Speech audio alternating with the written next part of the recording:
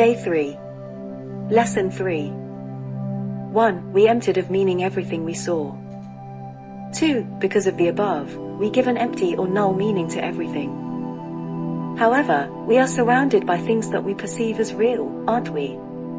Things that we label with a positive or negative feeling, of affection or rejection. We may love spaghetti carbonara. You could say that we feel affection for them. Some would call me crazy. But hey, if you do not like the word, let us change it for another. Let us see. We like them, we love them. I love spaghetti carbonara. What is clear is that the feeling you project towards that food, which is just an example, is one of attachment and not rejection, or not.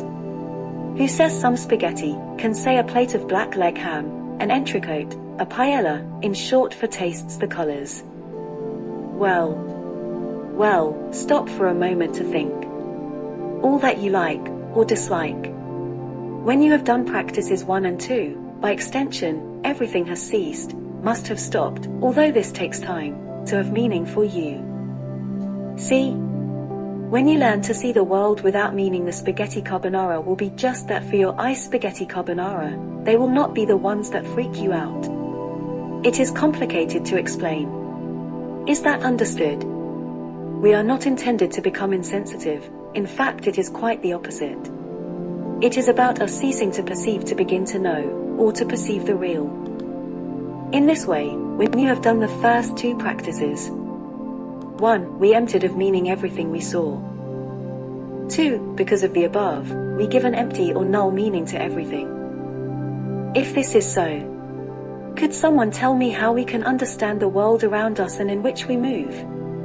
If it means nothing to us, how can we live in it, interact, understand it? This is how, corollary of the first 2 practices, we arrive at this third, making it clear to our mind that we do not understand anything of what we see. When I sit down and get ready to do the exercise, I automatically review and read the previous practices. I have even made some schemes of previous readings relating the practices of different days and how they are logically grouped to achieve their purpose. Almost, today's practice becomes a 3-in-1. I had done it before. This is why the realization of this not understanding anything I see comes to my mind, because of 1. This table has no meaning for me. 2. I have given it all the meaning it has for me, none. 3. Therefore, I do not understand this table. Well, at least, that is what I thought when I read and practiced these lessons, and that is how I capture it for you. Now it is a practice, reminder, and refinement, I hope, for the goal. Do you know what happens? During the minutes that the practice lasts, the first truly little 1 minute repeated 2 to 4 times a day, you get to feel the emptiness of things. When this happens, it is great, because you have achieved the goal, at least, at that moment.